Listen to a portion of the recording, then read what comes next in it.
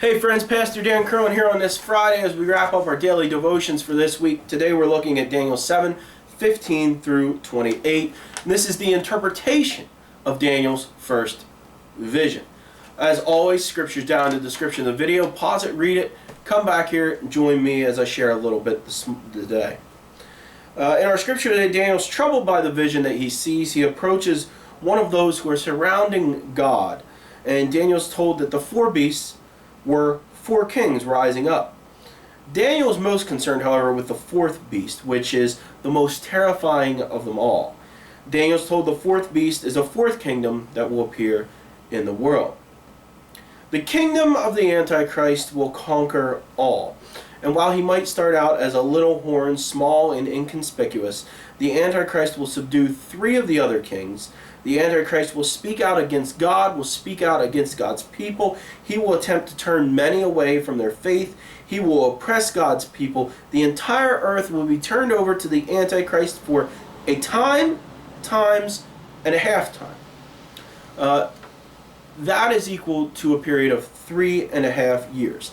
A time is a year, times is 2 years, and a half a time would be half a year. So a time, a year, plus times 2 years, plus a half a time, a half a year, equals 3.5 years.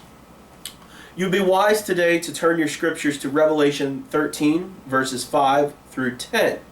In that scripture you see the beast, which is the Antichrist, blaspheming God and exercising authority over all the world. And that happens for a period of 3.5 years, or a time, times, and a half a time. God has already limited the reign of the Antichrist, friends. That's the good news. This part of Daniel's vision that's paralleled in Revelation 13 represents the second half of a 7-year tribulation period during the end times. God has mercifully limited the period of the Great Tribulation to these final 3.5 years. After this time, God is going to destroy the Antichrist. He's going to take away the power of the Antichrist. He's going to take away the power of Satan. And we see this prophesied in Daniel 7:26 and in Revelation 19:20. Christ receives the authority from God, and Christ will establish an eternal kingdom. Now imagine being Daniel and seeing all this, having all this knowledge.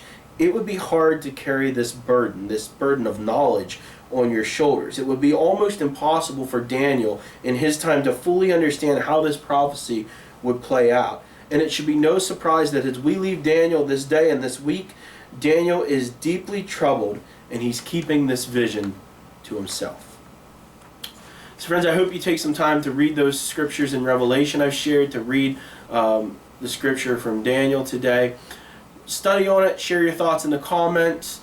Join us Sunday here on YouTube at 8 a.m. as we have the online version of our worship service there beginning at 8 a.m.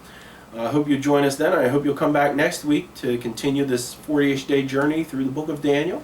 Until then, though, you know what I'm going to tell you. Do no harm, do good, and stay in love with God.